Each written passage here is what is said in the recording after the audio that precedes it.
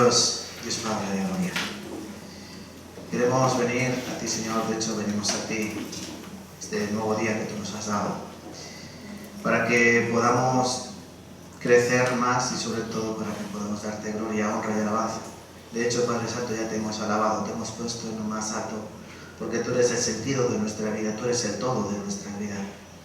Nosotros estábamos perdidos, estábamos ciegos, vivíamos en un mundo entenebrecido y por si fuese poco estábamos muertos en nuestros delitos y pecados. De esta manera nuestro entendimiento estaba entenebrecido y nosotros éramos hijos de ira, lo mismo que los demás. No teníamos nada bonito, nada digno de salvar, Señor, pero por tu amor y por tu misericordia nos salvaste. Y no por nuestras obras de justicia, sino por tu misericordia grande y sublime, porque sabemos que eres un Dios que se agrada en la misericordia y grande misericordia. Por eso, Padre Santo, queremos venir aquí dándote gracias por esa salvación que tú nos diste a través de ese sacrificio en la cruz de nuestro Señor Jesucristo. Han pasado 2000 años, pero esa obra expiatoria, esa muerte vicaria, sigue actuando de la misma manera, no con sabiduría humana, sino con el poder de Dios, que es el Evangelio. Para todo aquel que cree, para el judío primeramente y también para el griego, los gentiles, como seríamos nosotros, Señor. También habías preparado esta salvación tan preciosa. Y si hay algo que hoy te pedimos especialmente es que nos dé sabiduría para entender esa obra, para entender la magnitud, como siempre decimos, Señor, porque a veces se nos olvida cuán grande es esa salvación.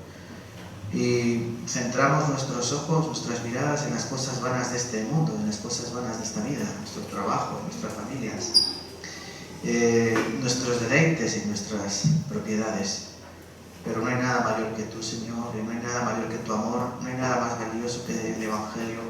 Y sobre todo, tú sabes, ante todo, que un alma para ti vale más que todo el universo. Y si en este universo solo hubiese existido una persona humana, Cristo habría muerto por ella. Ayúdanos, Señor, a comprender ese Evangelio precioso. Ayúdanos a entender que todo es por tu soberanía, porque tú eres el Rey de reyes y señores, señores, y que tú haces y tú deshaces. Eres el soberano. Y también ayúdanos a entender que nosotros somos responsables.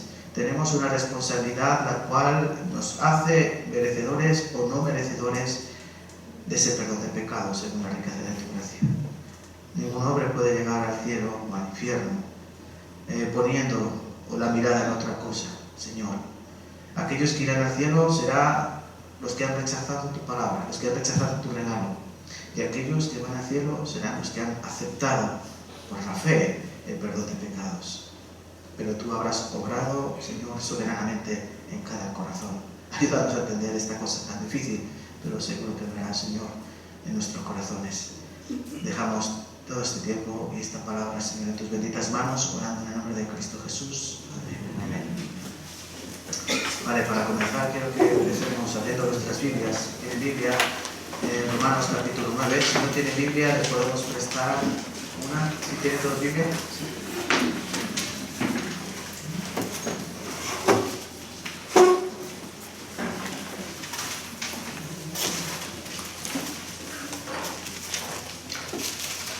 Romanos, capítulo 9. Hoy volvemos con nuestro estudio de la carta de los Romanos. Y quiero acabarlo antes de que acabe el año. Espero que así sea, ¿no? Alguno dirá, amén.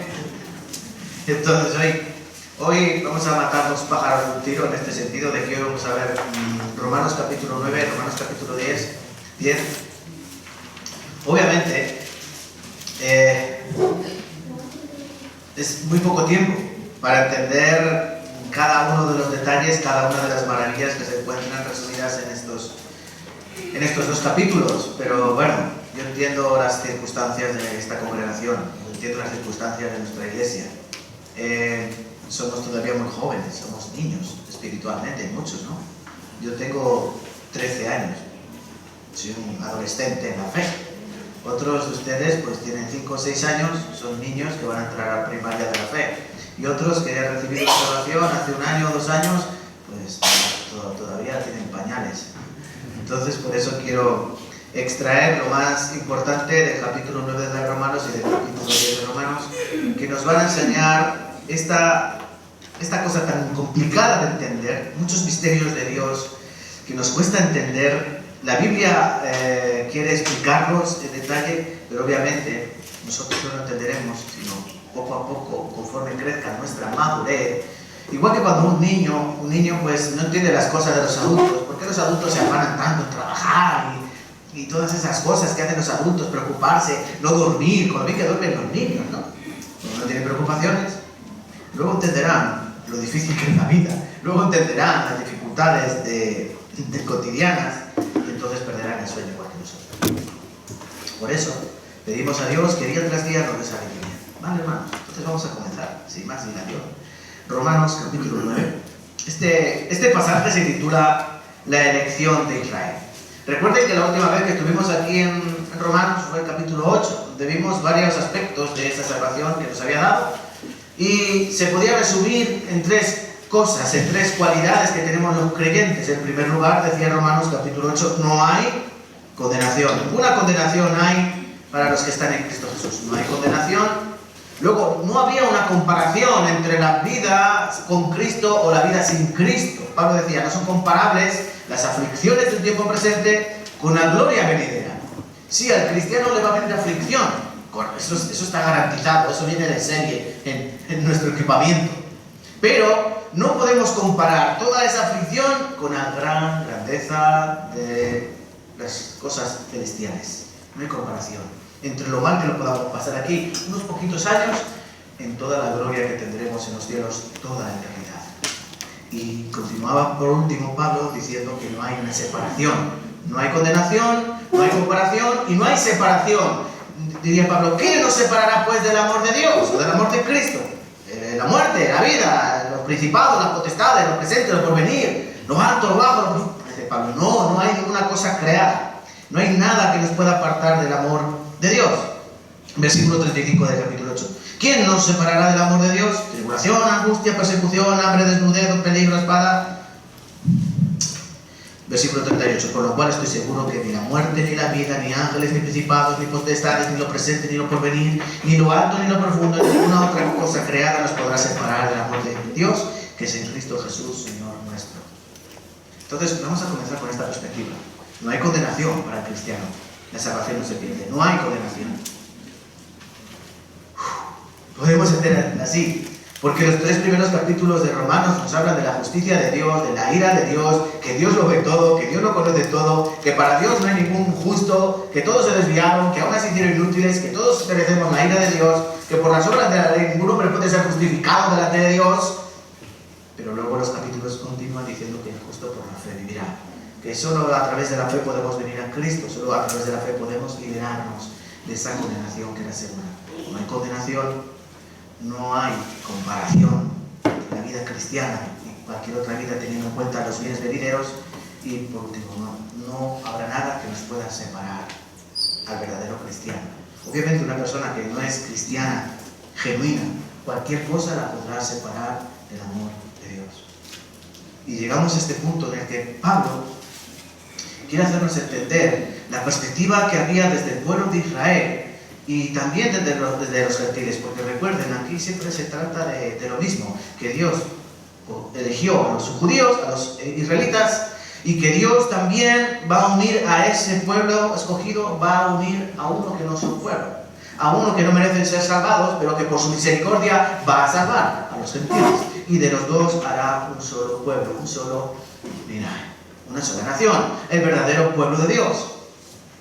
Eso es lo que Pablo quiere hacer entender. Y aquí comienza, voy a leerles versículo 1 hasta el versículo 5 de Romanos capítulo 9. Para empezar, recuerden que vamos a estar viendo Romanos 9 y 10 intercaladamente, ¿vale? Lean conmigo, por favor. Romanos capítulo 9, versículos del 1 al 5. ¿Verdad digo en Cristo, no miento, y mi conciencia me da testimonio en el Espíritu Santo, que tengo gran tristeza y continuo dolor en mi corazón? Porque deseara yo mismo ser anatema, separado de Cristo, por amor a mis hermanos, los que son mis parientes según la carne, que son israelitas, de los cuales son la adopción, la gloria, el pacto, la promulgación de la ley, el culto y las promesas, de quienes son los patriarcas y los cuales según la carne vino Cristo, el cual es Dios sobre todas las cosas, bendito por los siglos. Amén. Pablo está diciendo, me duele el alma. Como diría un político, me duele España. ¿Cuánto duele España, no? Me duele el alma, me duele el corazón. ¿Por qué? Porque dice Pablo, yo me gustaría ser maldito, anatema, eso significa la palabra anatema, ser maldito y apartado de Cristo por amor a mis hermanos. Es decir, me gustaría, aunque eso conllevase mi condenación, que mis hermanos en la carne, los judíos, pudiesen recibir este amor de Dios. Es decir, si yo pudiese haría un intercambio. Yo no sé, esto lo entendemos los papás, ¿no? A tu hijo le toca una revisión y le tienen que sacar sangre, vaya tontería, ¿no? Pero sabemos que nuestro niño, nuestra niña va a llorar, lo va a pasar mal. ¿Qué pensaría uno? Ojalá me pudiesen pinchar a mí en su lugar, ¿no? O cuando tu hijo o tu hija está enfermo en el hospital y dices, pues, que me transmita esa enfermedad, que yo pudiese pasar su dolor en su lugar, a que lo firmarían, papás, nomás, ¿sí o no? Yo creo que ningún padre diría, no, que se aguante, no. Pablo está diciendo algo parecido, es un deseo, pero Pablo sabe que no hay nada que me pueda apartar del amor de Dios, que aunque sea un deseo que él tiene, un deseo y nada más, pero que es un deseo real, igual que el deseo del Padre real de decir, ojalá yo pudiese pasar su dolencia, su enfermedad o su dolor en su lugar, pero bueno, no es posible. ¿Qué ocurre? Bueno, Pablo dice, es que es muy claro, mira, yo tengo esa necesidad, yo tengo ese amor, ese deseo por mi pueblo, igual que Moisés, el mismo corazón que Moisés. Cuando el pueblo de Israel pecó, Moisés dijo a Dios, mira, pues ellos han pecado, pero destrúyeme a mí. Destrúyeme a mí. Ellos son como niños, ¿no? Muchas veces nosotros queremos este corazón. Desgraciadamente no podemos hacer nada. Lo que vamos a aprender hoy son dos cosas muy complejas, pero a la vez muy simples. Capítulo 9 de Romanos nos habla de la soberanía de Dios. ¿Me han escuchado bien? Dios es soberano. Ese es el capítulo 9. Capítulo 10. El hombre es responsable ante Dios. Aquí en el pueblo de Israel vamos a ver 8 cualidades, 8 aspectos que tenía el pueblo de Israel que Pablo va a recalcar.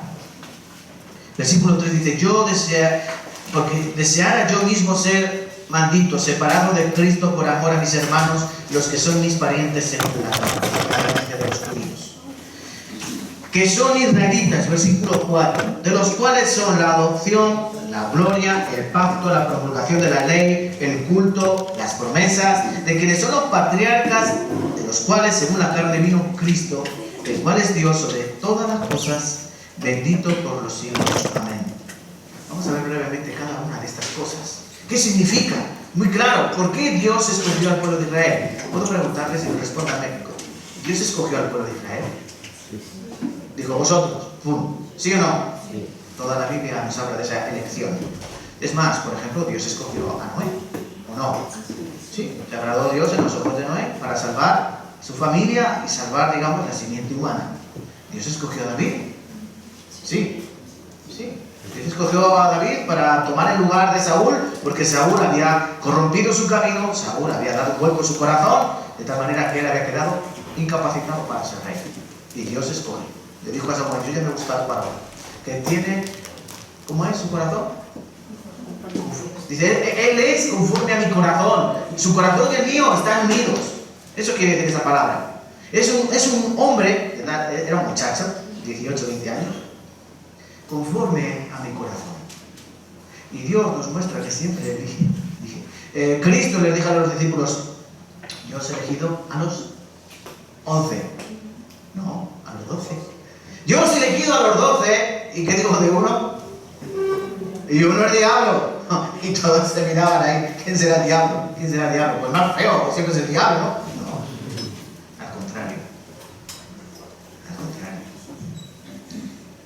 Entonces sabemos que hay una capacidad, Dios elige, Dios hace su obra soberana en un pueblo llamado Israel, que toda la historia de Israel comienza con un hombre, Abraham, del cual llamó de Ur de los Caldeos, la zona de Mesopotamia, donde había muchísima idolatría. Cuando leemos la Biblia vemos cómo había allí muchos ídolos, por eso Dios le llama, le dice, sal de allí, sal de tu tierra, sal de tu parentela, deja atrás todo eso. A la tierra que yo te mostraré. Bueno, vamos a ver varios aspectos de estos elementos. Por ejemplo, versículo 4, que son israelitas, de los cuales son la adopción. ¿Qué es la adopción? Bueno, la adopción es clara, ¿no? Ellos fueron elegidos, ellos fueron como adoptados. Miren, les voy a leer Éxodo 4:22. Y dirás a Faraón, Jehová ha dicho así, Israel, mi hijo, es mi hijo, mi primogénito. ¿Qué era Israel para Dios? Su hijo. Deuteronomio 7:6. Porque tú eres pueblo santo para Jehová tu Dios. Jehová tu Dios te ha escogido para ser de un pueblo especial, más que todos los pueblos que están sobre la tierra. Entonces, ¿la adopción a quiénes pertenece? A los judíos. Es la adopción. Dios los adoptó, Dios los escogió, Dios los eligió para determinadas cosas. En segundo lugar, el segundo aspecto, dice que los cuales son la gloria. ¿A qué se refiere esto de la gloria? Obviamente a la presencia de Jehová. No hemos oído que los asirios tuviesen delante de ellos un Dios que iba destruyendo naciones, o que iba siguiéndoles en columna de nube o en columna de fuego, que fuese capaz de separar las aguas del Mar Rojo. No hemos oído de dioses antiguos así. En cambio, el pueblo de Israel tenía la presencia de Dios cotidianamente. Ellos podían ver esa nube de fuego, esa nube que los llevaba y los guiaba a todos los lugares. Ellos vieron cómo se abría el Mar Rojo, vieron las plagas, vieron el maná cada día, descendía del cielo, puntualmente.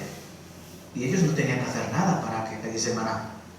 Entonces ellos tenían esa gloria, como dice Éxodo 40:35. Dice, y no podía Moisés entrar en el tabernáculo de reunión porque la nube estaba sobre él y la gloria de Jehová lo llenaba. Cuando Dios estaba en el tabernáculo, no podía entrar nadie, porque el que entraba, moría, ¿no? No podían entrar. La gloria de Dios llenaba todo. Entonces, Dios estaba allí presente. Miren, ojalá, ¿no? Nosotros pudiésemos ver la gloria de Dios. Ojalá nosotros pudiésemos ver, como vio Moisés, la espalda de Dios, literalmente. Nosotros no vemos una columna de fuego, una columna de nube que nos recuerde que Dios está ahí. Pero bueno, Dios ha dejado algo también importante en nosotros, que es su Espíritu Santo, el cual tiene que gobernar nuestras vidas.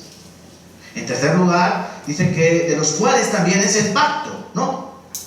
Dice, adopción, gloria y el pacto. ¿Qué es el pacto? La palabra testamento, Antiguo Testamento, significa pacto. Hay un antiguo pacto y un nuevo pacto. El Antiguo Testamento nos habla de esas promesas y el Nuevo Testamento nos habla del cumplimiento de las promesas. Pero Dios con quién hizo pactos. Habéis escuchado hablar de esta palabra, ¿no? Los pactos. Dios hizo muchos o pocos pactos. Muchos pactos, ¿no? Tenía un pacto con Adán, llamado el pacto adámico. Hizo un pacto con Noé. Hizo un pacto con Moisés. Hizo un pacto ¿con quién más? Con Abraham, con Jacob, con David. A David le dijo, de ti, ¿qué pasará de ti? De tu simiente vendrá el Mesías. Esos son los pactos. El último pacto sería en la sangre de Cristo Jesús. Ese es el nuevo pacto de la alianza, como diría Cristo en la Santa Cena, el pacto en su sangre. Entonces el pueblo de Israel era el pueblo de los pactos, de esta manera. Vale, en cuarto lugar, habla de la ley. ¿Qué ley? La mosaica, no hay otra ley. Los 10 mandamientos, recuerden, la ley no solo son los 10 mandamientos que Dios dio en el monte Sinaí, Éxodo capítulo 20 o Deuteronomio capítulo 5, sino que había otras 606 leyes o normas para todo, para las relaciones sexuales, para la carta de divorcio, de repudio, había leyes de sarna, había leyes de cuando había lepra, había leyes para todo lo que era la vida cotidiana. Entonces el pueblo de Israel, ¿qué tiene que guardar? ¿Los 10 mandamientos o las 106 normas que fueron añadidas? ¿Están conmigo? Sí, todo. Ellos tenían que cumplir todo. Ahí radica la dificultad. Uno cuando viera o viese esas leyes y normas diría, ¿esto es imposible? Pues es que por eso dio Dios la para que viésemos que es imposible. ¿Por qué fue dada la ley? Pablo lo recuerda en la misma carta de los Romanos. Miren, unas hojas más atrás, Romanos capítulo 7. Dice Pablo, versículo 6, pero ahora estamos libres de la ley, por haber muerto para aquella en que estábamos sujetos, de modo que sirvamos bajo el régimen nuevo del Espíritu y no bajo el régimen viejo, que es la letra. Versículo 7. ¿Qué diremos pues? La ley es pecado en ninguna manera, pero yo no conocí el pecado sino por la ley, porque tampoco conociera la codicia si la ley no dijera, no codiciarás. Entonces, ¿por qué fue dada la ley? Pues para tener el conocimiento del pecado. Si no hay un código vial que me diga que está prohibido ir a 120 km por hora, pues yo lo sé, yo voy a 200. Pero, amigos, si hay una ley que te dice, tú no puedes pasar de 120, todo aquello, o siempre que yo pase esos 120 que estoy infringiendo la ley. Bueno, pues, esta ley, dice así Éxodo 19:5, ahora pues, si diereis oído a mi voz, y guardaréis mi pacto, vosotros seréis mi especial tesoro sobre todos los pueblos, porque mía es toda la tierra. Dios está diciendo, ¿qué tenéis que hacer? Tenéis que guardar toda la ley. Vale, ellos me dijeron, vale. Esos somos los cristianos. Vale, todo bien, todo, sí, vamos todo. Pero Dios dice, hay que guardarlo fielmente. Pero no podemos. Es imposible para los hombres. Por ejemplo, para los cristianos, hay veces que preguntan, ¿por qué los cristianos no guardan el sábado? El sabbat, ¿no? El sabbat, el día de reposo. ¿Saben que los judíos tienen un día de reposo que es el sábado? Y ellos en el sábado, ¿qué hacen? Nada, reposan. Según sus leyes, o digamos normas rabínicas de los rabinos, no pueden andar más de 500 metros. No pueden andar más de medio kilómetro. De hecho, en Israel hay en los ascensores, todos los días funcionan normalmente, pero el sábado, el sabbat, los ascensores van automáticos y van parando planta por planta, para que ni hagas así. ¿Qué les parece?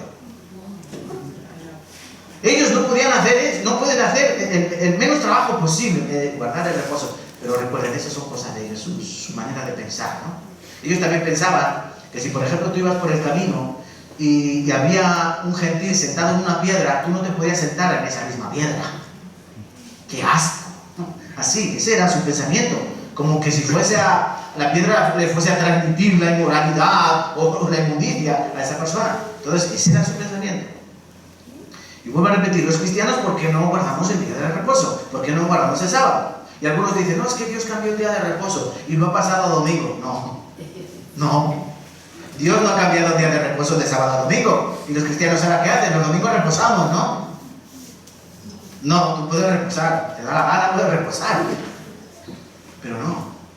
Para los judíos sigue siendo el día de reposo el sábado. Pero para nosotros ya no hay tal día de reposo. ¿Por qué? Porque Cristo dice, eso ya no es necesario.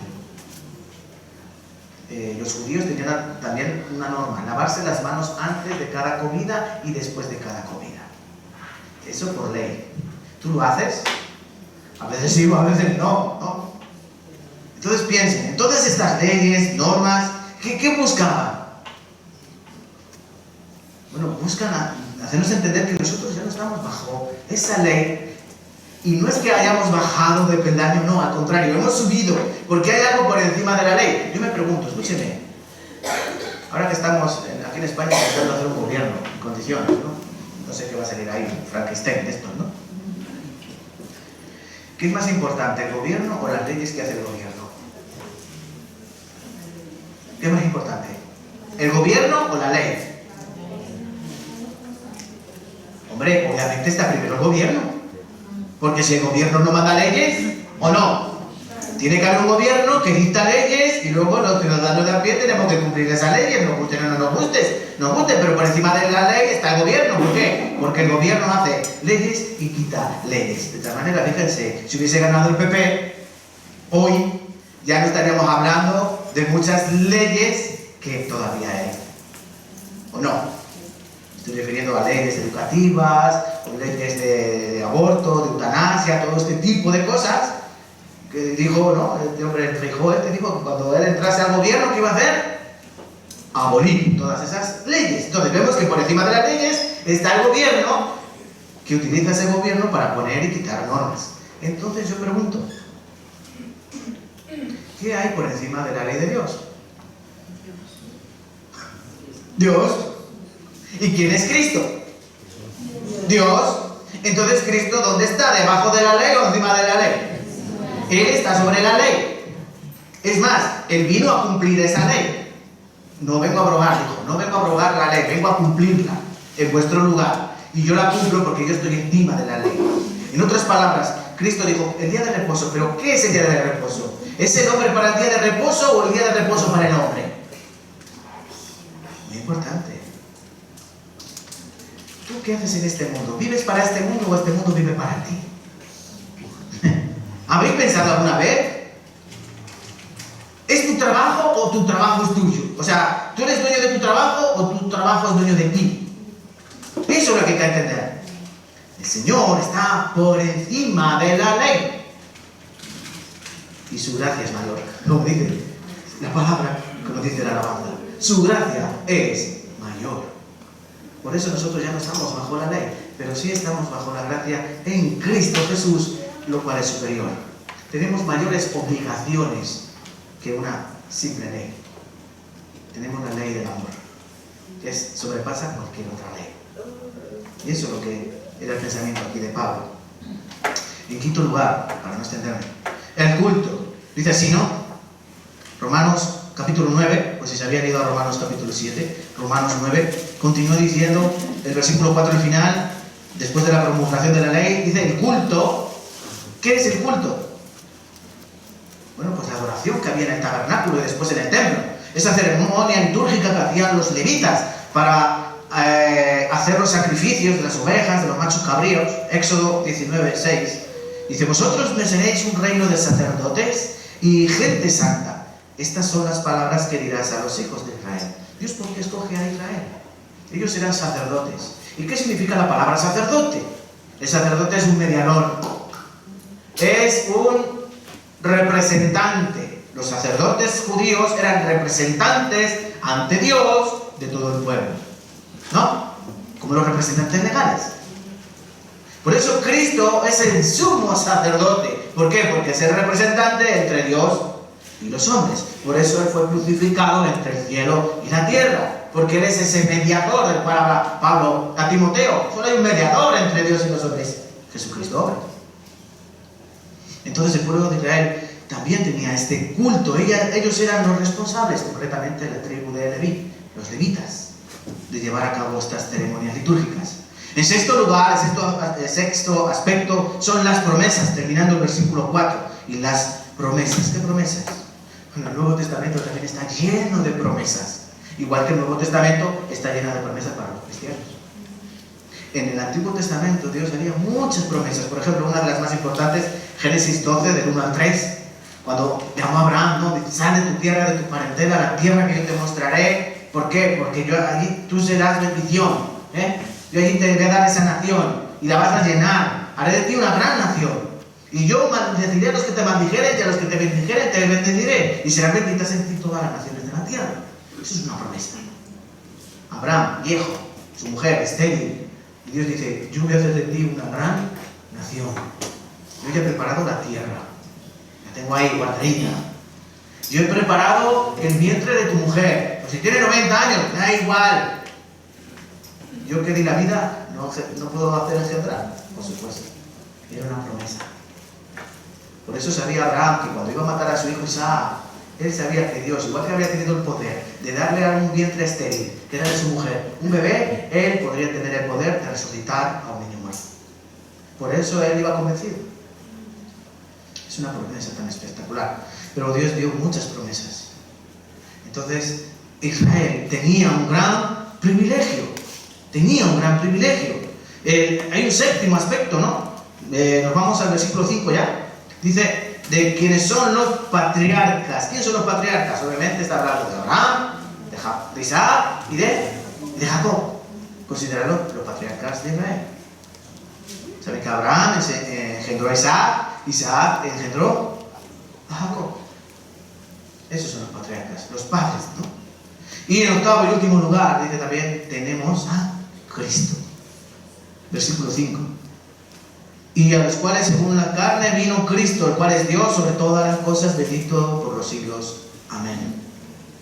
En el Nuevo Testamento también estaba escrito que Dios enviaría ¿a quién? A su Hijo amado. Porque un niño nos es nacido. De Isaías, ¿no? ¿Y quién sería ese niño nacido? Jesús, ¿no? ¿Y cómo sería llamado? Dios admirable. ¿Sí? El principado, ¿no? Sí.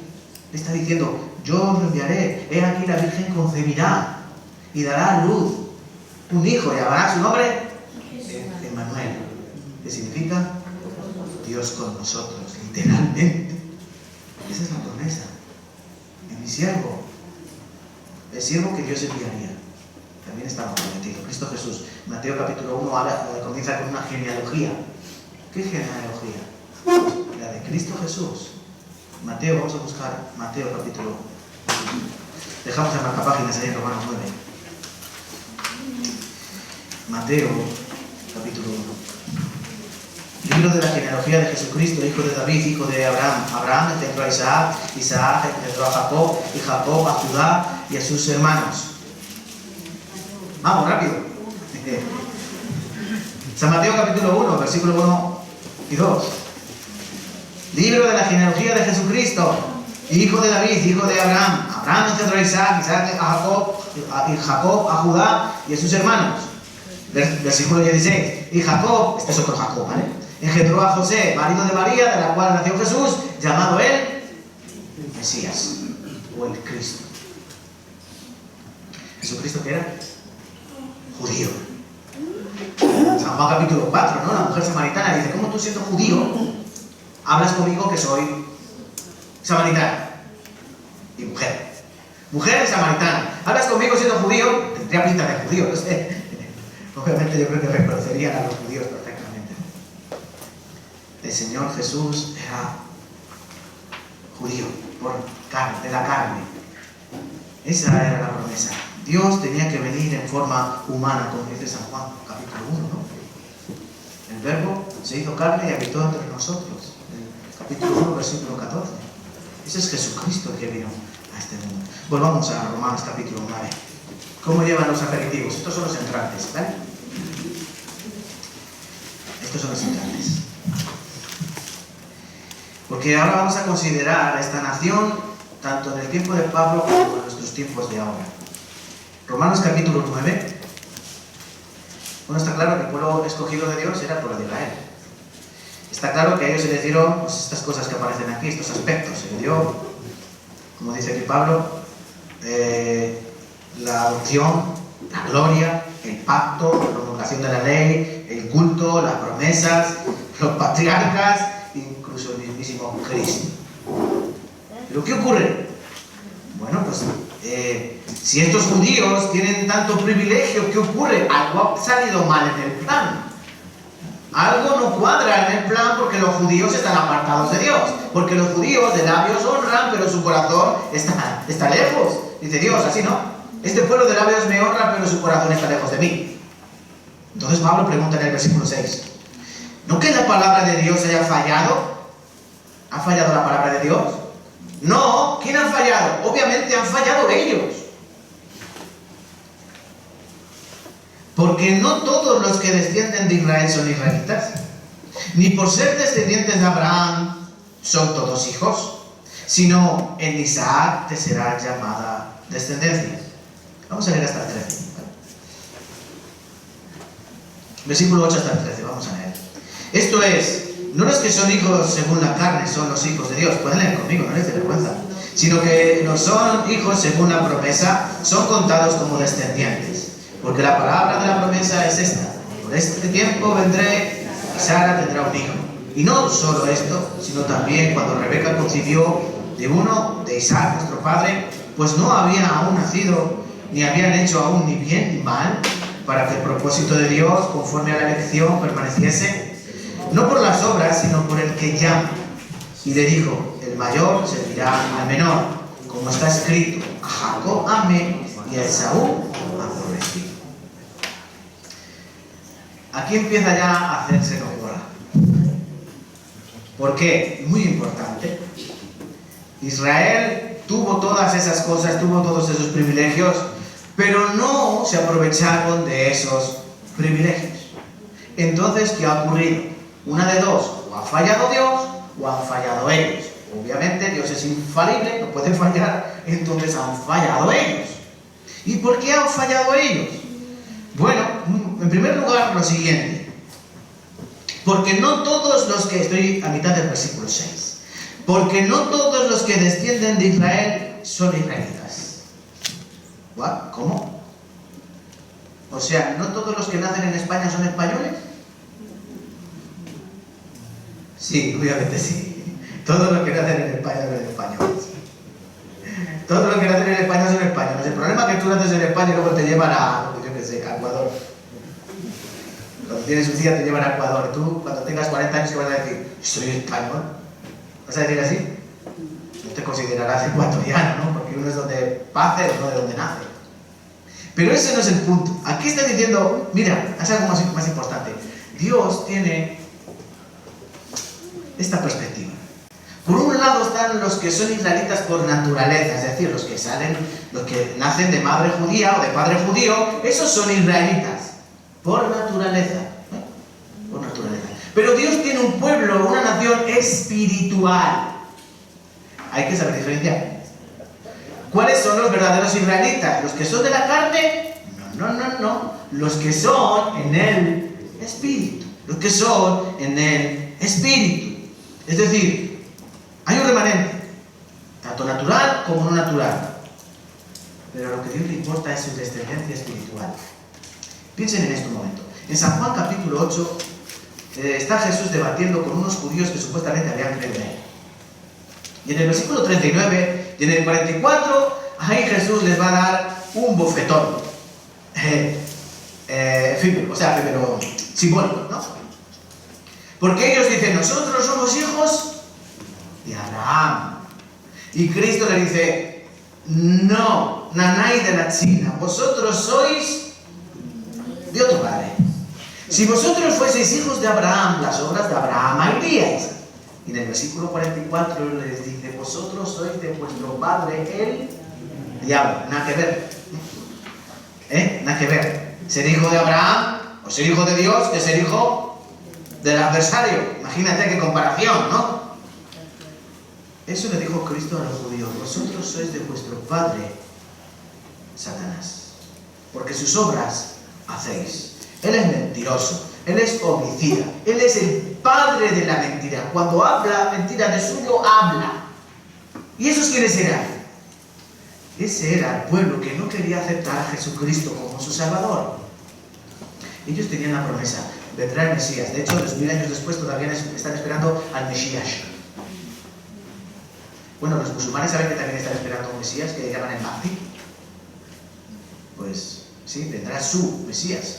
¿Quién será? El anticristo. Porque Cristo dijo, cuando yo vengo en mi nombre y no me aceptáis. Vendrá otro, ¿en qué nombre? En su propio nombre. Y dice Cristo, a este recibiréis. ¿Quién engañará a los escogidos? Cuando habla Mateo 24 de los escogidos, se está refiriendo al pueblo de Israel. ¿Quién engañará? ¿Quién vencerá a los escogidos? También aparece ahí en Mateo 24, como una de las señales del Apocalipsis. Obviamente el anticristo.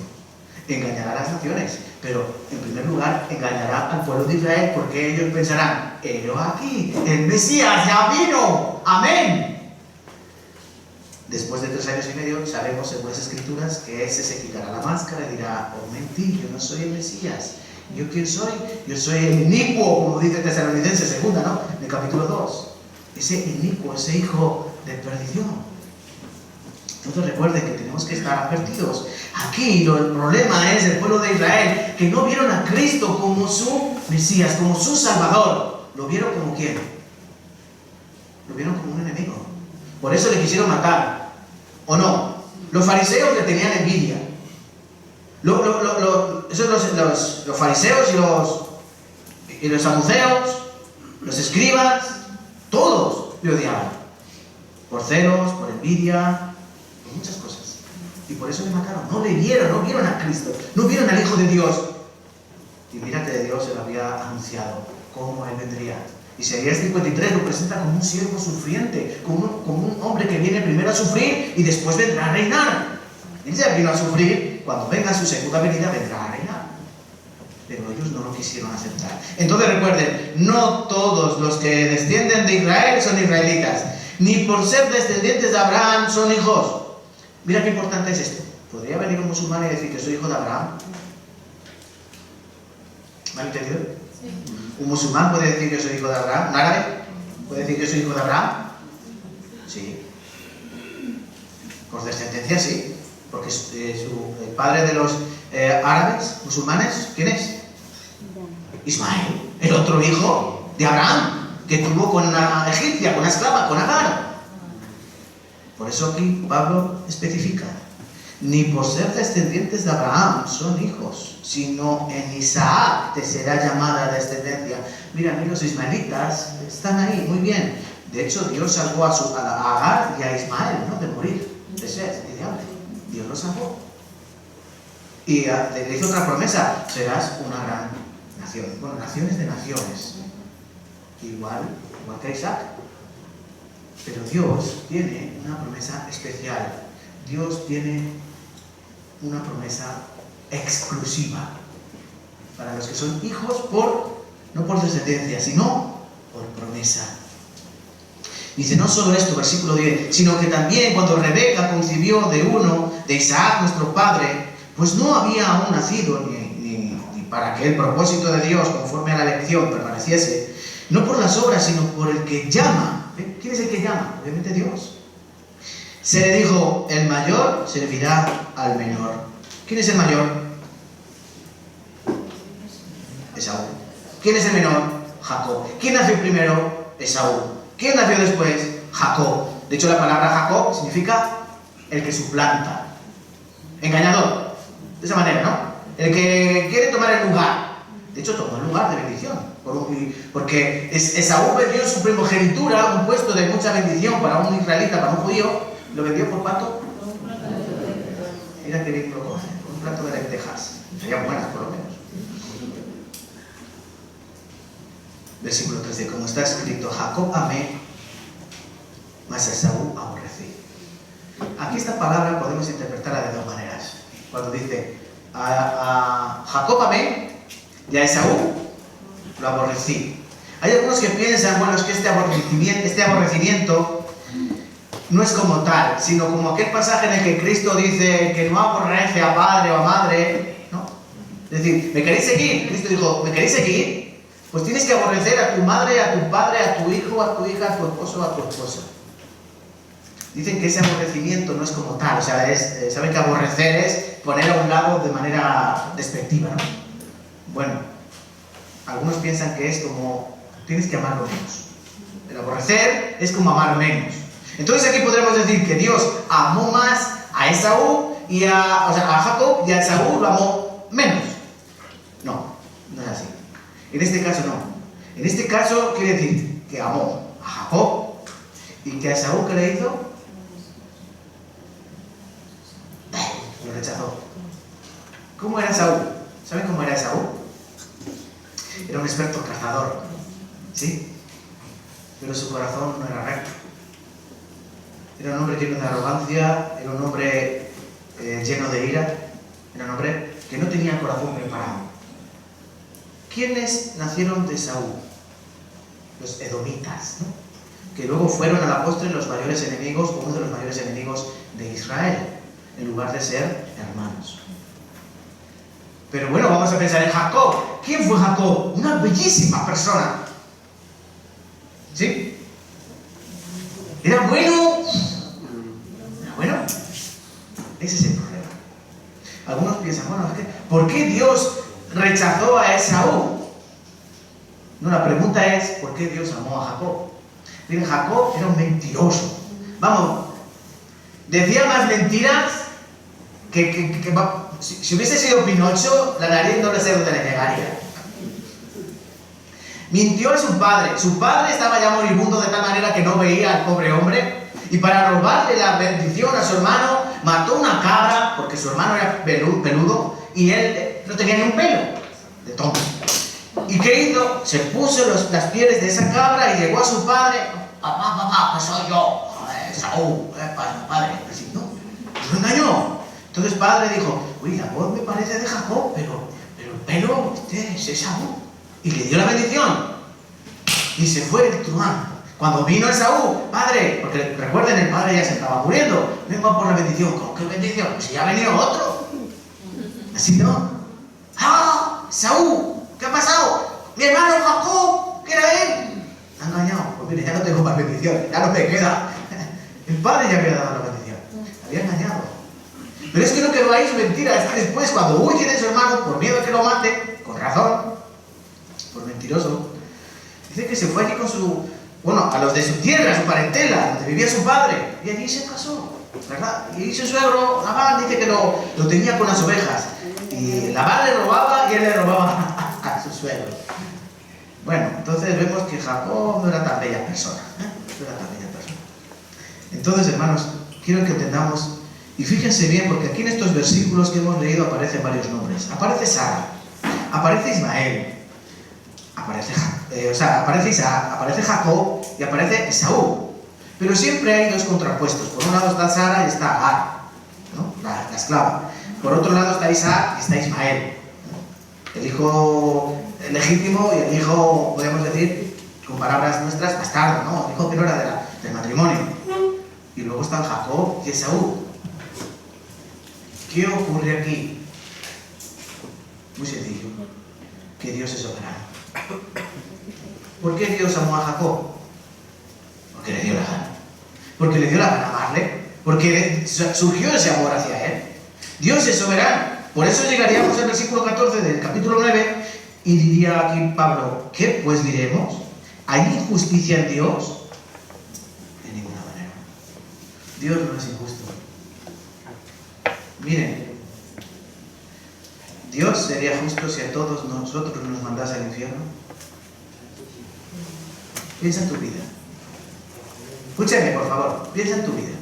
En toda tu vida, desde que tienes conocimiento, desde que tienes conciencia de lo que tú eres. Piensa en todos los pecados, piensa en los más graves para que tardes menos. Y piensa en lo que tú mereces según tu camino. ¿Qué te mereces? Mereces el infierno de cabeza. Pero Dios dice a través de mi Hijo amado, si tú lo aceptas como tu Salvador, tú ya no vas a eso que te mereces. Entonces, ¿Dios es justo o es injusto? ¿Es justo o injusto? Pero no, ¿cómo va a ser justo si a nosotros que merecemos el infierno nos manda al cielo? ¿Es justo o injusto? Es justo. Es justo. ¿Por qué? Porque su justicia, ¿dónde cayó? En su Hijo amado. ¿Cristo qué era? ¿Justo o injusto? Justo. ¿Y quién murió? El justo por los injustos. Para que nosotros que seamos justos con el justo. Un solo cuerpo. ¿Es Dios justo? Sí. ¿Y por qué Dios te salvó?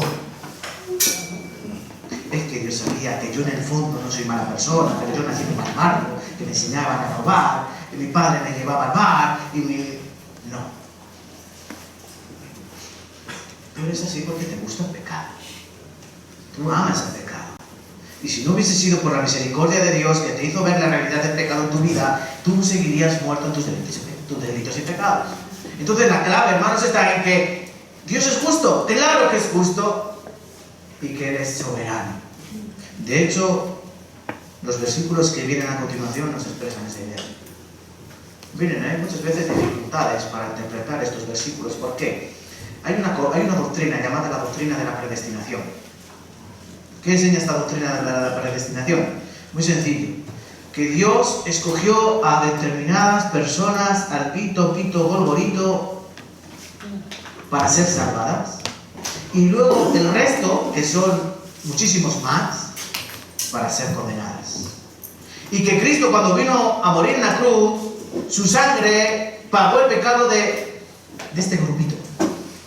Pero el pecado de todos estos todavía sigue pendiente.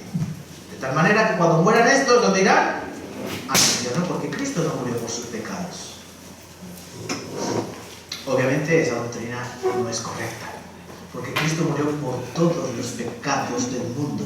Porque si no, no diría Pablo aquí en el mismo Romanos, que en el capítulo 5, si leemos, versículo 12, por ejemplo, que uno fue el injusto, por el pecado de Adán, todos fueron constituidos pecadores, y por la muerte de Cristo todos fueron constituidos, ¿qué? Justos. Todos y todos, ¿vale? No unos poquitos por un lado y otros por allá. Pero ¿qué ocurre? Cuando llegamos a este pasaje resulta que parece que sí hay predestinación, y que Dios sí dijo, tú sí, tú sí, tú sí, tú sí, tú sí, tú no, tú no, tú no, tú no, tú no, tú no. Escuche, por favor. Pues a Moisés dijo, tendré misericordia de que yo tenga misericordia y me compadeceré de que yo me compadezca. Versículo 15. Continúo. Así que no depende del que quiere ni del que corre, sino de Dios que tiene misericordia. Porque las Escrituras dicen a Faraón, para esto mismo te he levantado, para mostrar en ti mi poder y para que mi nombre sea anunciado por la tierra, por toda la tierra. De manera que de quien quiere tener misericordia, de quien quiere tiene misericordia, y al que quiere endurecer, le endurece. Pero dirás, ¿por qué pues? Inculpa. Porque ¿quién ha resistido a su voluntad? Versículo 20, leamos juntos. Mas antes, oh hombre, ¿quién eres tú para que alterques con Dios? Dirá el vaso de barro al que lo formó, ¿por qué me has hecho así? ¿Por qué me has hecho así? Es complicado, ¿no? Bueno, estamos ya en el primer plato. Espero que no te se digeste. Dios, en su presciencia, conocimiento previo, nos conoció de antemano. Como diría Pablo a los Efesios, el que antes nos conoció, a estos también llamó, a los que llamó predestinó, así no. Parece en el capítulo 1 de Efesios. ¿Qué está diciendo aquí la Escritura? Bueno, que lo dice muy claro Pablo. No depende del que quiere ni del que corre, sino de Dios que tiene misericordia. ¿Qué significa esto? Les voy a poner un claro ejemplo. Miren, aquí hay alrededor de 50 personas, 55, 60, no lo sé. No tengo tiempo para contar. ¿Están todos escuchando la misma palabra? ¿Sí? ¿Hay algún sordo? No, no hay ningún sordo en la sala. ¿Están escuchando la misma palabra? Sí, vale. Cuando predicamos el Evangelio, ¿están todos escuchando el Evangelio? Sí. ¿Están todos escuchando el sacrificio de Cristo en la cruz? Sí. ¿Están entendiendo la obra redentora de Cristo en el Monte Calvario? Sí. Porque no hablo yo otro idioma, están entendiendo con su mente, todos están entendiendo lo que el pastor está enseñando. Ahora viene el kit de la cuestión. ¿Todos reciben la salvación? ¿Todos lo han entendido en su corazón? Después llegaremos a Romanos 10. ¿Todos lo reciben en su corazón? No. ¿Todos lo reciben en su mente, en su psique? Sí, porque yo no estoy diciendo cosas raras. Estoy diciendo que hace 2000 años hubo un hombre llamado Jesús, que es el Hijo de Dios. Dios mismo se hizo hombre, y ese hombre vivió una vida perfecta, sin pecado. Y para llevar nuestros pecados, Él mismo se hizo nuestro representante. Y como los pecados no son algo físico que se puedan sumar o pesar, sino que es algo espiritual, Dios cargó esos pecados en su propio Hijo. Y Cristo pagó todos esos pecados en la cruz, de tal manera que todos aquellos que creen en esto, que todos los pecados fueron clavados, perdonados, saldados, toda la deuda fue pagada, están libres de condenación. El problema es que cuando todos escuchen eso, unos se llenan de gozo diciendo ¡wow! Que toda mi deuda ha sido pagada. Pero sin embargo otros, a la vuelta del pasillo, están diciendo ¡ay, en Bellingham, ¿por qué meter otro gol? ¿Entienden a lo que me refiero? Bueno, conocen a Bellingham, vale. Pasado mañana comienzan las fiestas patronales. ¿Sí? Algo así. Cosas del mundo, a la vuelta de la esquina, han recibido un precioso regalo: poder salvar sus almas a través del perdón de pecados, pero no han entendido nada. ¿Y quién ha hecho la diferencia? ¿Son más tontos? No. ¿Estaban distraídos por el móvil? No. ¿Qué ha hecho la diferencia? Dios. Dice aquí, no depende del que quiere, no depende del que corre, depende de Dios, que tiene misericordia, no depende de ti, porque yo creo que todos los que vienen aquí quieren ser galardonadores de esa salvación. Yo creo que nadie viene para no llevarse nada, ¿no?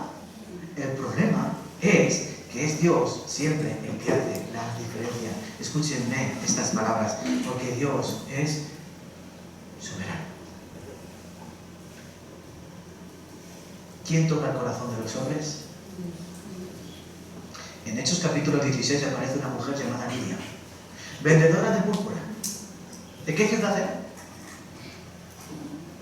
Tira. Tira. De la ciudad de Tiatira. Y dice que estaban donde estaban todas las mujeres, iban a lavar sus ropas, sus cosas.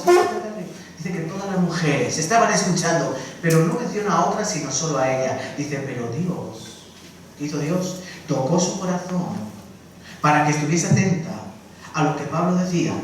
Y cuando Dios tocó su corazón y ella estuvo atenta, recibió la salvación y le dijo, me ha llegado.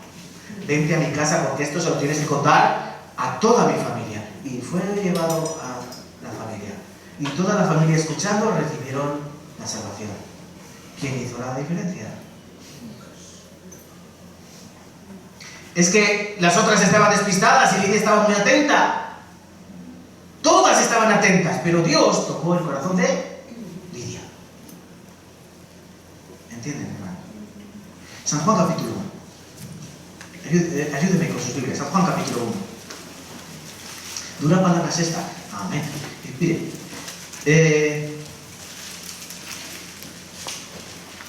hablando de Cristo, del verbo hecho carne. San Juan capítulo 1.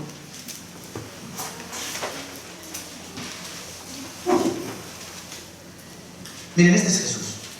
Versículo 9. Aquella luz verdadera que alumbra a todo hombre venía a este mundo. ¿Quién es la luz verdadera? Dios. Dios. La luz verdadera que alumbra a todo hombre. Dios alumbra a todo hombre. Dios es, no voy a hacer una comparación muy burda, Dios es como el sol. No hay nadie que el sol no le alumbre. Pero si tú quieres que no te alumbre, ¿qué haces? Te tapas, te escondes, te metes en casa. Dios alumbra a todo hombre, pero en el mundo estaba, versículo 10, y el mundo fue hecho por él, pero el mundo no le conoció. A los suyos vino y los suyos no le recibieron. ¿Ven? A los suyos vino a hacer la salvación, expiación de pecados, pero los suyos, los judíos, no le recibieron. Mas a todos los que recibieron, a los que creen en su nombre, ¿quiénes le recibieron? Los que creen en él. Les dio potestad de ser hechos hijos de Dios. Hijos de Dios, los cuales no son engendrados de sangre, es decir, tú no puedes ser hijo de Dios porque te haya parido alguien. Los cuales no son engendrados ni de voluntad de la carne. Yo quiero ser hijo de Dios. No es voluntad de la carne. No es voluntad de, como dice aquí, de sangre. Por ejemplo, yo soy el pastor, ¿no? ¿Yo soy el pastor? Sí, amén. Mi esposa. Yo soy el pastor y mi esposa conmigo. La pastora. No. Nuestras hijas son salvas. Hombre, su hija es el pastor, ¿cómo no va a ser salva? Ellas tienen que salvarse. Es más, Dios tiene que salvarlas. ¿Qué dice la palabra? El hijo no pagará el pecado de los padres, ni los padres pagarán el pecado de los hijos. El alma que pecare esa morirá. Cada uno de nosotros somos responsables de nuestro propio pecado. Cada uno de nosotros somos responsables. ¿Estás escuchando esto? No por voluntad de la carne, no por voluntad de la sangre, no por voluntad de varón. Continúa diciendo que humano. Llega un pastor y te pone las manos en la cabeza y recibe el espíritu de oración y eres salvo. Ora conmigo. Padre, yo te recibo en el nombre de Cristo, Jesús, amén, ya eres hijo de Dios. ¿Eso es así? No. Eso es lo que algunos llaman oración de fe, antibíblico. Tú no puedes ser salvo por orar. O que te diga alguien, ora conmigo, ora, venga, y repites como un loro. ¿No? ¿Dónde está eso en la Biblia? En ninguna parte. Por eso no es voluntad ni de sangre, ni voluntad de carne, ni voluntad de varón. Ven conmigo, ¿están ahí? Sino de Dios. ¿Quiénes son los hijos de Dios? Los que nacen según la voluntad de Dios. ¿Cómo se te queda el cuerpo? Por eso, ¿cómo tiene que venir una persona aquí a escuchar la palabra de Dios? Sobre todo cuando hagamos un seminario bíblico. Por cierto, dentro de 2 semanas comenzaremos el seminario de la Biblia, donde explicaremos qué es eso de nacer de nuevo. Explicaremos cómo verdaderamente tú puedes ser hijo de Dios. ¿Cuál es la condición? Una sola. Que tú vengas aquí con tu corazón contrito y quebrantado. Dios solo pide esa condición para poder hacer la obra. Porque si tú vienes con un corazón endurecido, ¿sabes qué ocurrirá? Lo mismo que dice Romanos capítulo 9 del faraón. Dice que al faraón lo endureció. Y no solo una vez. Cada vez que venía Moisés a hacer otra señal, ¿qué hacía Dios con el faraón? Lo endurecía, y otra, y lo endurecía. Y cada vez más duro, y más duro, y más duro. Porque Dios resiste al soberbio y da gracia al humilde.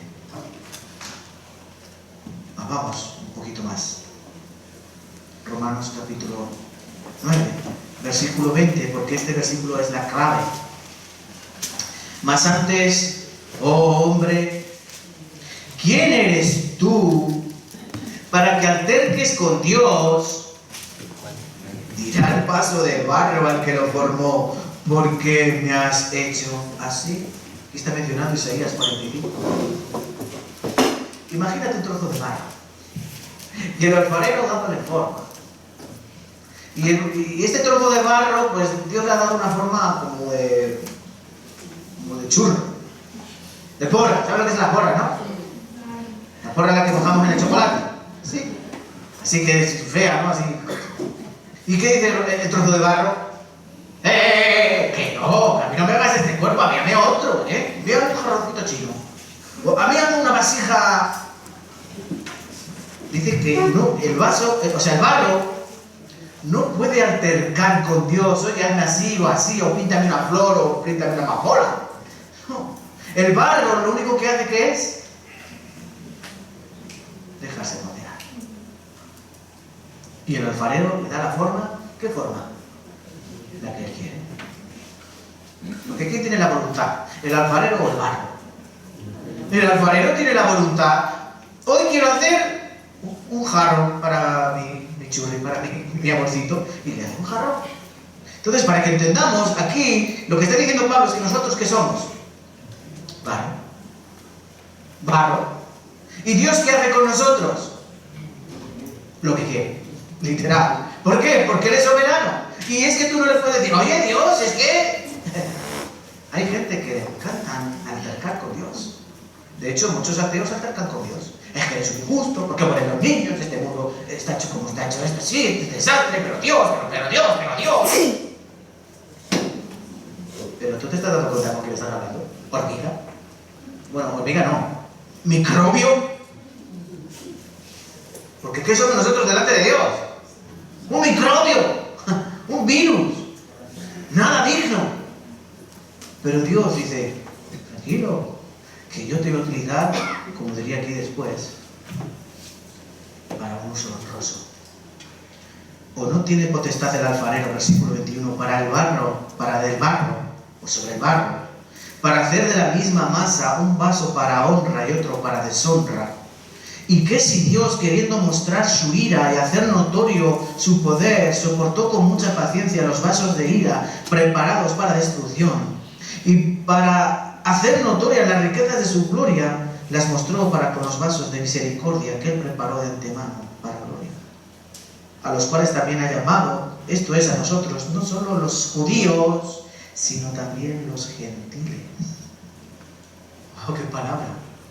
Está diciendo que Dios, como barro, nos da forma, uno para usos honrosos, es decir, para beber agua, para poner flores, para servirte una bebida refrescante, o para cosas bonitas, y otros dicen que son para usos viles, como por ejemplo tirar la caca, para los mocos, así, ¿no? Para la porquería, el cubo de la basura. En casa tenemos cubos, ¿no? Está el cubo de la basura, donde tú tiras ahí, ¿qué? Basura. Ah, ¿y ese cubo de basura qué es? ¡Oh, qué bonito mi cubo de la basura! Sí, honroso, ¿no? No. Es un uso vil. Luego hay otra cosa que parecen cubos, pero mira, esto es igual que un cubo, ¿pero qué tiene? ¡Oh, qué flores más bonitas! Y adornan y decoran, ¿no? Dios utilizará a unas personas para usos buenos, para un uso digno. En cambio, Dios usará a otras personas, ¿para qué? Para usos viles. ¿Quién hace la diferencia?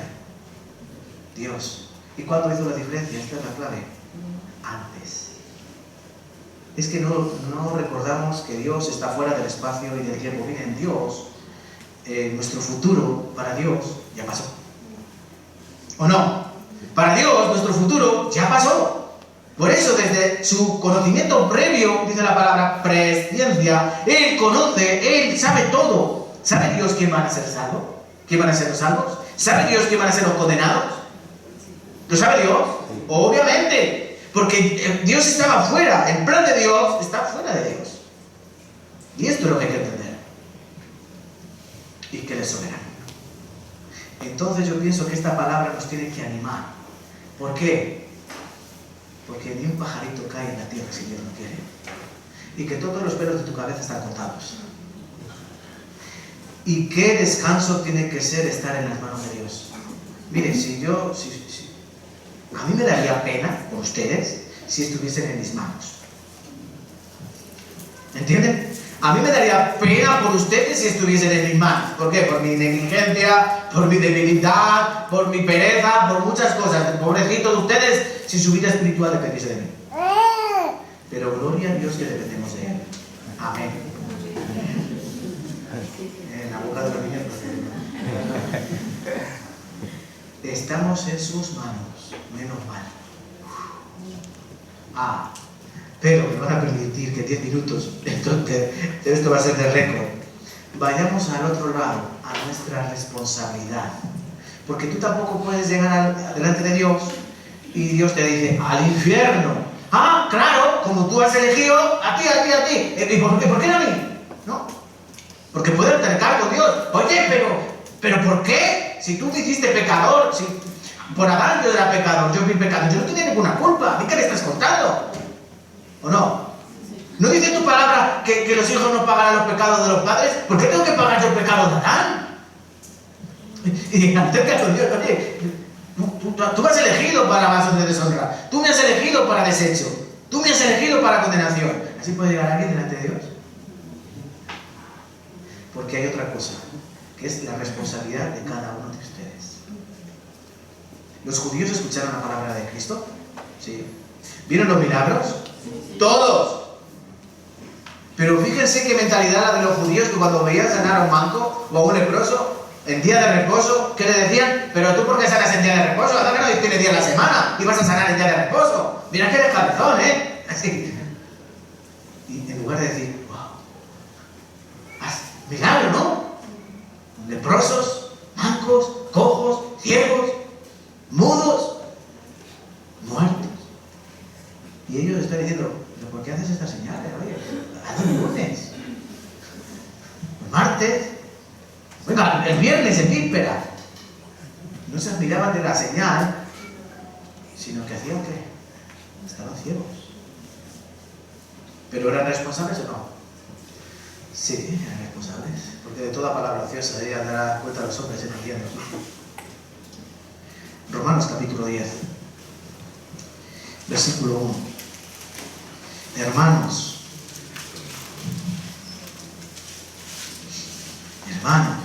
Pablo se acuerda de quién, de los judíos, no de sus hermanos en la fe, de sus hermanos en la carne. Hermanos, ciertamente el anhelo de mi corazón y mi oración a Dios por Israel es para salvación, porque yo les doy testimonio de que tienen celo de Dios, pero no conforme a ciencia, porque ignorando la justicia de Dios, procurando establecer la suya propia, no se han sujetado a la justicia de Dios. Porque el fin de la ley es Cristo, para justicia a todo aquel que cree. Oye, los judíos sí que tienen una pasión increíble por el Evangelio. O sea, por la palabra. Tienen pasión. Incluso Pablo mismo era así, ¿no? Pablo era pasional defendiendo el judaísmo. Porque dice, yo perseguí sobremanera a la iglesia. En el libro de Hechos, en 3 ocasiones, Pablo cuenta su conversión. Y no se maquilla, ¿eh? Pablo no se calla nada. Dice, yo perseguía a la iglesia. Yo llevaba cartas de persecución a los cristianos. Incluso la palabra nos dice que él consentía con la muerte de Esteban, cuando murió apedreado. Y dice que él estaba allí animando, venga, tira las piedras, de esa gorda, tírasela. Porque él odiaba a los cristianos con todo su corazón. Pero Dios, siempre hay un pero. Dice, pero Cristo, como a un abortivo, al último de los apóstoles, se me apareció a mí, que no soy digno ni siquiera de llamarme apóstol. Pero gracias a él soy lo que soy. Y Pablo pasó de odiar con todo su corazón a los cristianos a amar con todo su corazón a los cristianos. Y no es que cambió su amor, no, ahora ama a los cristianos y odio a los judíos, no, es que amaba a los cristianos y amaba a los judíos con todo su corazón.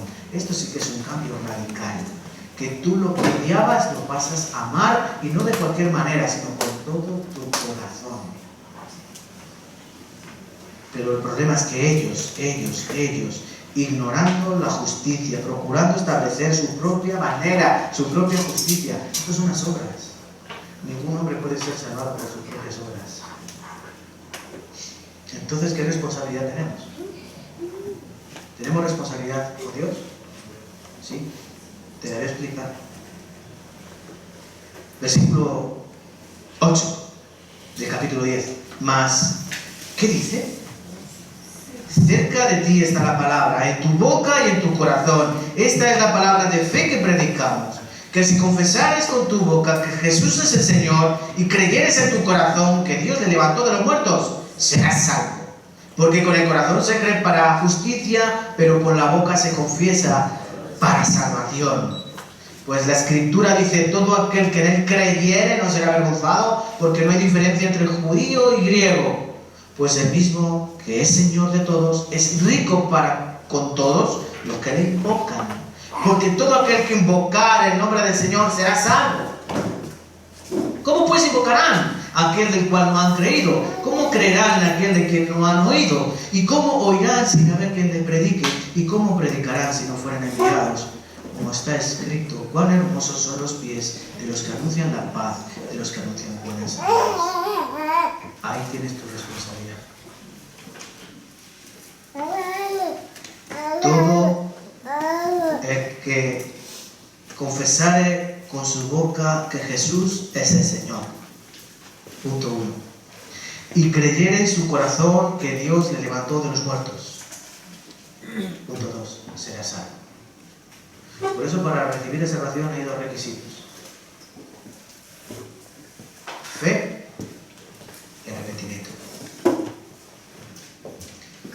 Tú puedes tener toda la fe, como diría Pablo a los romanos en 1 Corintios 13.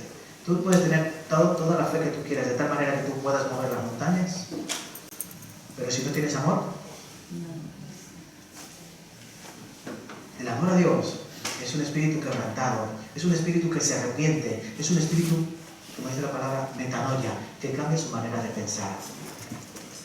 Eso es el arrepentimiento. De tal manera que si tú conjugas el arrepentimiento y la fe, ¿qué ocurre? Hay salvación. Igual que si tú unes un cigoto de una mujer y un cigoto como, bueno, un esperma, un óvulo, tú los unes y ¿qué hay? ¿Qué hay? ¡Un bebé! No. Si solo tienes una parte, ¿qué ocurre? De vida. Hay 2, ¿no? Tiene que haber fe en Cristo Jesús. Tiene que haber arrepentimiento, un cambio de manera de pensar, un cambio de actitud y de aptitud, para que juntos pueda haber salvación. Aquí dice, confesares con tu boca. ¿Cuánta gente, si confesares con tu boca que Jesús es el Señor, ¿cuánta gente tú conoces? Dime la verdad, que dicen esto. Jesús es mi Señor. Sí.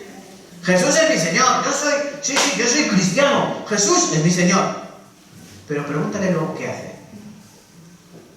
En español está diciendo, Jesús es el amo. Si confesares que Jesús es el curios significa el dueño. Jesús es mi Señor, pero luego tú haces lo que a ti te da la gana. ¿Jesús es tu Señor? ¿Es tu amo?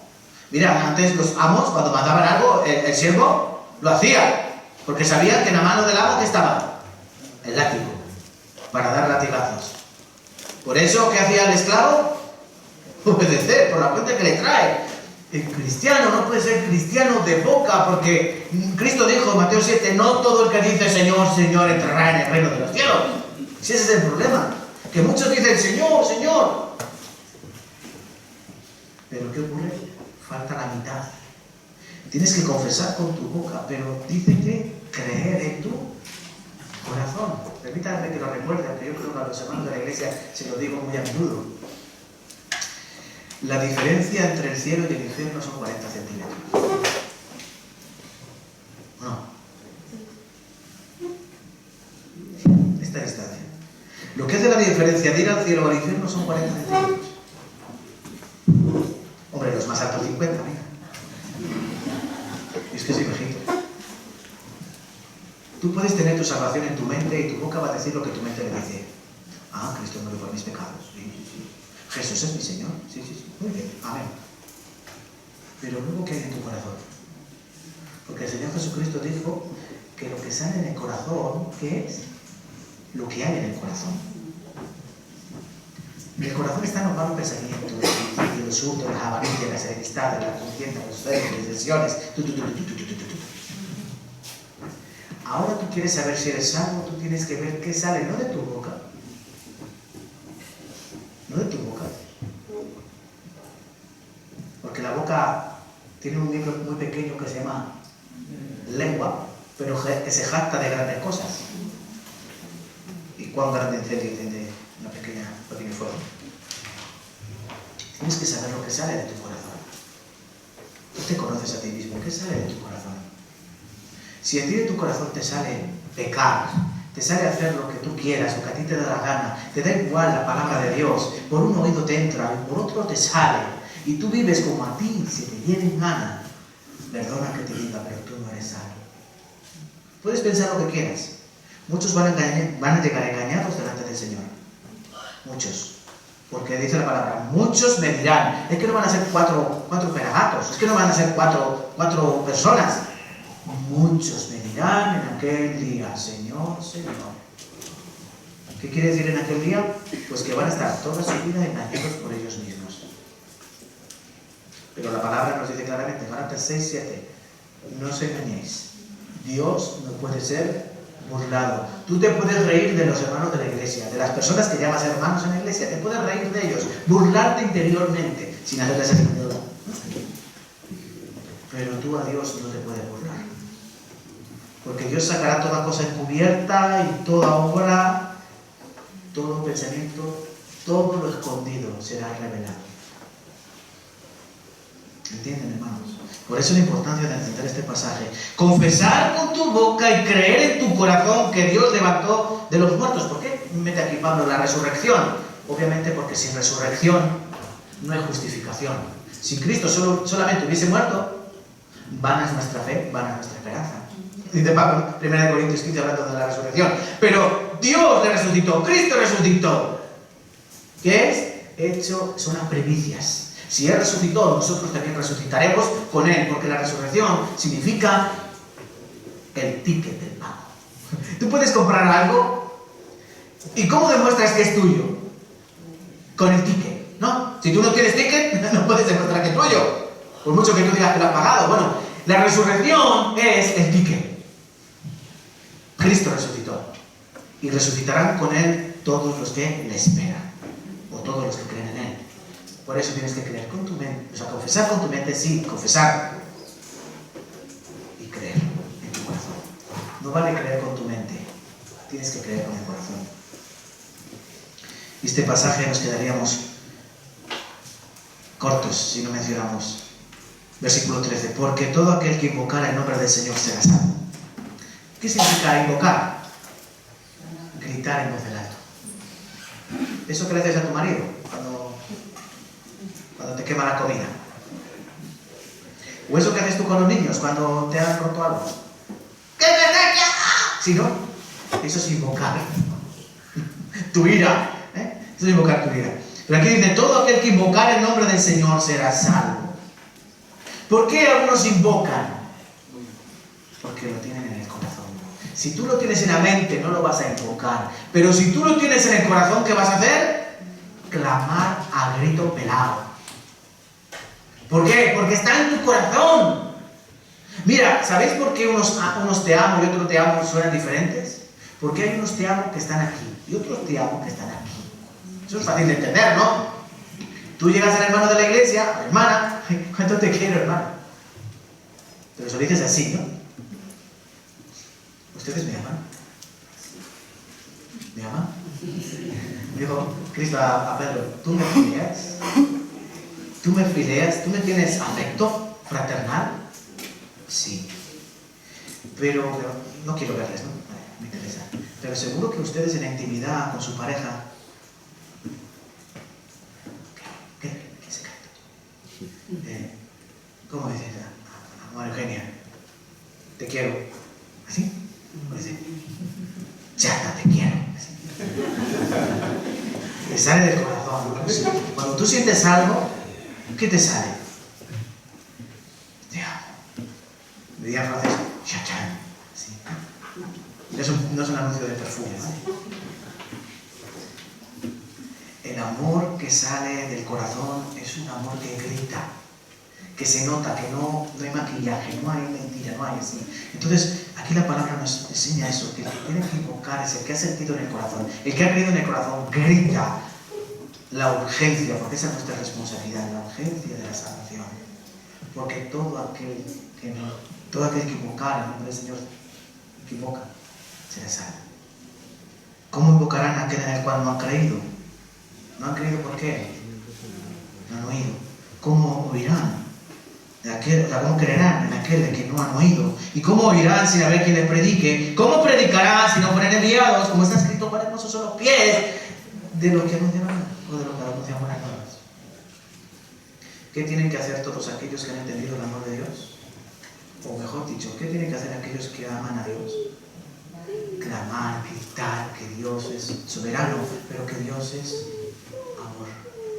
Y que Dios tiene un amor preparado para cada una de las personas. Que el problema no es Dios, que Dios no falla, fallamos nosotros, como los judíos. Él lo ha provisto. Entonces Dios ha preparado todo. Aquí diría en el versículo 17, la fe es por el oír y el oír por la palabra de Dios. ¿Cómo viene la fe? Por oír. El oír, la palabra de Dios. ¿Y quién tiene que predicar la palabra de Dios? Los que son enviados. Todos nosotros somos enviados. El que se duerme y el que no se duerme. Somos todos enviados. El que entiende y el que no entiende. El que sabe y el que no sabe. El maduro y el niño. Todos somos enviados. El problema es que no todos tienen bien, ¿no? Necesitamos el corazón de Isaías. ¿Se acuerdan el llamamiento de Isaías? Porque Dios pregunta en su Trinidad, ¿quién irá en pos de nosotros? ¿Quién irá en nuestro nombre? ¿Y qué dice Isaías? Hace buen día, ¿eh? ¿A que no? Envíame aquí, envíame a mí, yo.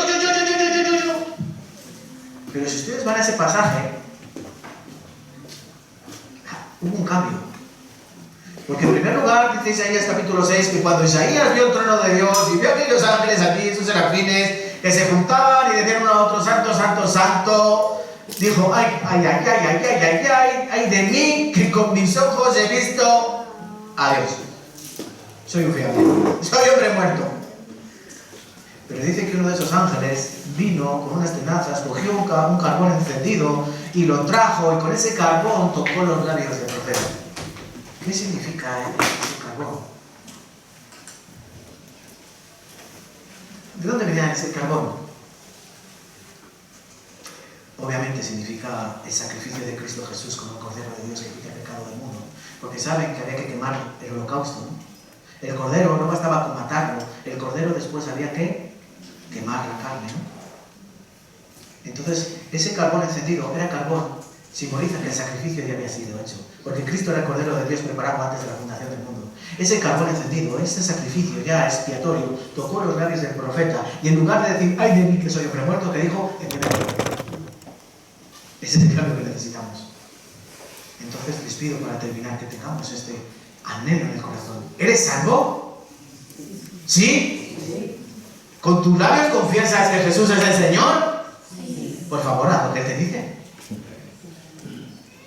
No hagas lo que te dice el pastor, porque el pastor es como los fariseos, dice y no hace. Ya me gustaría a mí hacer todo lo que le digo a ustedes que hagan, pero sí somos los hombres. ¿Qué se piensa? ¿Que por estar aquí 50 centímetros más arriba yo soy perfecto? No, lo siento. Puede ser que yo sea el menos y no soy perfecto. Pero por favor, predicamos la palabra de Dios. Si dices que Jesús es tu Señor, no hagas caso al pastor, haz caso al Señor. Y no solo basta con eso, cree en tu corazón. Mira, empuja. Cuando la mamá va a dar a luz, te le dicen los médicos, usted tranquila, que está todo hecho. No, empuja. Y la mujer dice, pero si me han puesto la epidural, si no me siento las piernas. Da igual, tú empuja. Mira, tú empuja. Empuja esto que tienes aquí en tu cabeza de chorrito. Empújalo para abajo. Empújalo al corazón. Humilla tu corazón. Húndelo. No seas soberbio, no seas soberbio. Que el conocimiento que tú tienes, Dios le dé vida a través de su Espíritu Santo, para que tú verdaderamente seas salvo. Y para que entonces puedas proclamar con todo tu corazón que vengan a Cristo, porque en Él hay vida. ¿Vale, hermanos?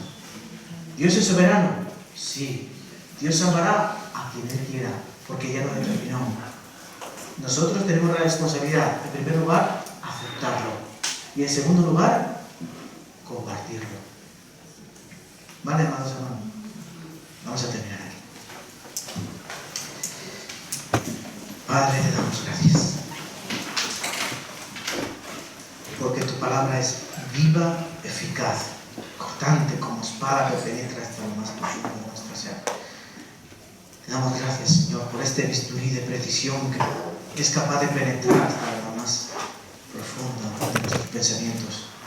Ayúdanos, Padre Santo, para que esa palabra efectúe esa obra tan espectacular y sobrenatural que es cambiar nuestro corazón de piedra en un corazón de carne. Te pedimos, Señor, que si todavía hay hoy algún alma que no ha aceptado a Cristo, sino que solamente lo ha recibido con sus labios, en su mente, opérale, Señor. Ahora es el momento, sin anestesia. Ahora opera con ese bisturí, abre su corazón, cámbialo. Cambia su manera de actuar, cambia su manera de pensar, cambia su naturaleza. Porque sabemos que la salvación no depende de nosotros, no depende del que quiere, no depende del que corre, sino depende de ti que tienes misericordia. Porque por gracia somos salvos, no por nuestras obras, Señor, sino por tu misericordia. Ayúdanos, Señor, a creer en nuestro corazón esta verdad. Y ayúdanos también, Señor, a proclamar la verdad del Evangelio. Este tiempo, este mundo se está acabando. Todavía hay muchas almas que claman por sed. Muchas almas que claman por una salvación preciosa. Ayúdanos a encontrarlas, a llevarles el precioso Evangelio de la gracia. Para que el día que tú vengas, no nos encuentres como obreros ociosos, golpeando a nuestros consiervos y bebiendo con los borrachos, sino que nos encuentres trabajando con nuestros más siervos de Dios y nos digas, bienvenido, bien, siervo fiel, entra en el gozo de tu Señor. Ayúdanos, Señor, que no seamos perezosos y ayúdanos a caminar con buenos pasos en la vida de la fe. Lo pedimos en nombre de Cristo.